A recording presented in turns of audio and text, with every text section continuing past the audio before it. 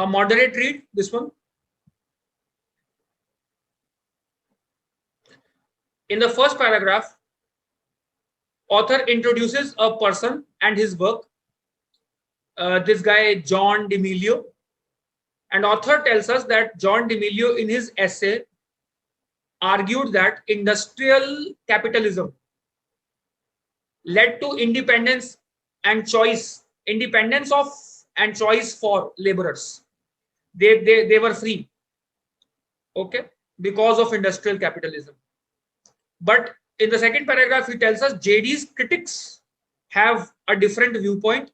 They think laborers did not have a real choice. They were not really free. They could not negotiate. They did not have any negotiating power, really. In the third paragraph also, author mentions critics' objection.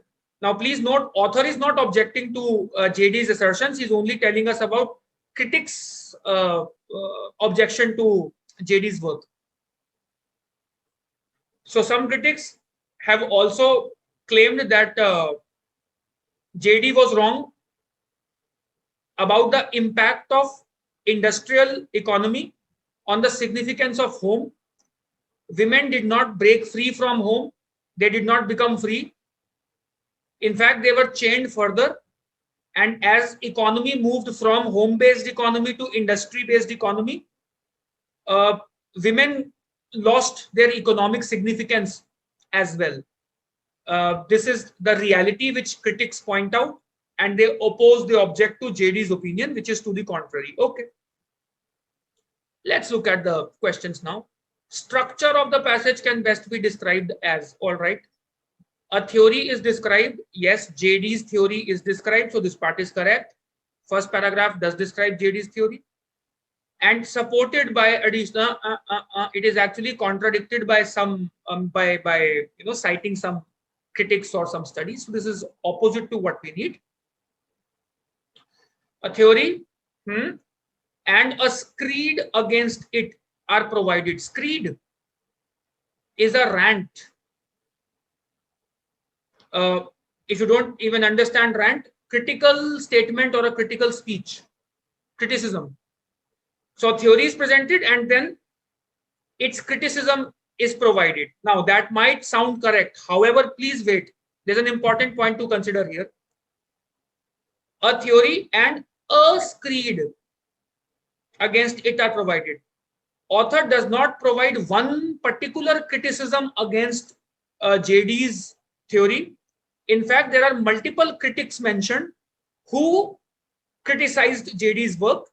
There's no one particular rant or criticism mentioned in the passage. Therefore, this is not correct. Factually incorrect. There are more than one. Option 3, a theory is presented, followed by a collection of opinions that challenge the theory. Absolutely correct. A collection of opinions that challenges the theory. Option 3 should be the correct answer. A theory is discussed, okay, and its author's credentials are questioned. JD has not been personally attacked by any of the critics mentioned. So author's credential, JD's credential, are not questioned. His theory is questioned. So this is factually incorrect again. Okay. The passage suggests that one argument presented against D'Amelio is based on what? Okay. Is there any argument based on identity politics? Not really.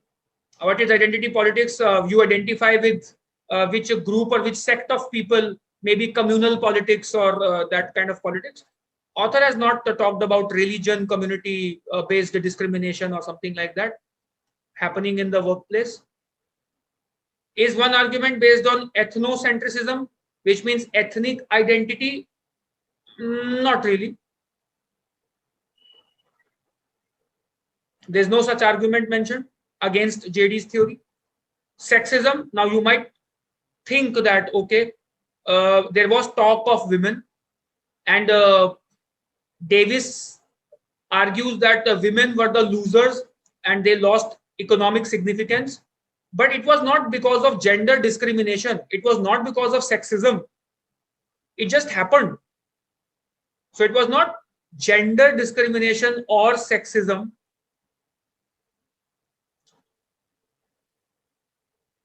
That led to weakening of women's position, economic position, or economic significance, so to say.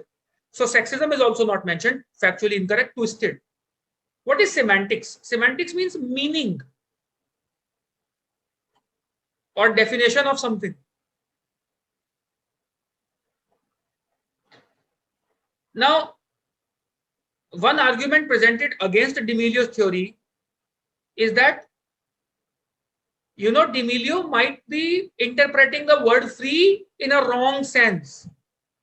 And the sense in which the word free should be interpreted is that they're free to look for jobs, but they're not free to negotiate their salaries, etc. So one argument presented against JD's theory is that he might have misinterpreted the meaning of the word free when he says free laborers. So semantics, yes, one argument is based on semantics, the meaning, the sense of words.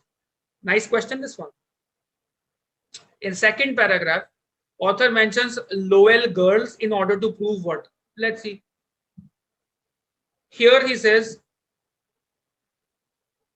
in the previous sentence, author has mentioned that the so-called free laborers were not really free to negotiate a settlement, to negotiate a salary settlement. They have very little ability to affect their salaries, their own their own earning capacity. And then he gives us examples of Lowell girls and other such companies, organizations, which means these organizations must have exploited the laborers, and laborers might not have been able to negotiate a beneficial salary settlement with these companies. That's why Lowell girls has been mentioned as an example. Option one, this is called pre-thinking. Before you look at the answer choices, make sure that you think about the correct answer. Option one, he mentions Lowell girls to illustrate how industrial capitalism eroded women's economic position. Well, this point was not about women. This point was about laborers in general. So this was, this is not really, this is too specific. All right. Option two, he mentions Lowell girls to challenge an assertion about the importance of home-based economies. Again, that's not the purpose. Home-based economies are not even mentioned in the second paragraph. They mentioned the third paragraph. So this is also not the reason, not the purpose. To rebut the arguments of D'Amelio's critics, no. In fact, to support D'Amelio's critics' argument and to rebut the arguments of D'Amelio, if at all. So this is opposite. To support an assertion that workers' autonomy or freedom was more a myth than a reality. Exactly what he's trying to achieve. Our pre-thinking also led us to this idea. Finally, the last question. Author suggests Davis would be most likely to agree with which of the following. Okay, Davis. All right. So here is the guy. Here. Okay. So second half of the latter half of the last paragraph does mention, Davis 3 times in 3 sentences. Let's see. Will you agree with this idea, option 1, that industrial capitalism leads to independence and choice? Not really. It was D'Amelio who believed. The critics did not believe so. So opposite.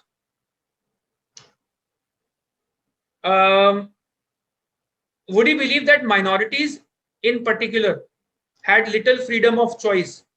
Has Davis mentioned anything specific about the minorities being disadvantaged? Okay, let's see. He says Davis spends a great deal of time discussing the continuation of labor in the home in stark contrast to D'Amelio's assertions, where D'Amelio argues that industrial capitalism equated to freedom from the home. Davis argues that it actually equated to thickening the bars of caged housewives to the home as productive and reproductive labor, split further and more distinctively apart. Davis argues that women were the losers in a double sense, but he does not mention anything about minority at all. So this idea is also not ascribed to Davis, alien. Will Davis agree that people without economic roles are disadvantaged? Yes. Last line he says, as their traditional jobs were usurped by factories, the entire economy moved away from home, leaving many women largely bereft of significant economic roles. So yes, Davis does believe that people without economic roles are disadvantaged. He says that the use of the word bereft, devoid of any significance or significant economic roles. That's correct. Does he believe that home-based jobs still account for a significant percentage of the overall economy? Quite the opposite.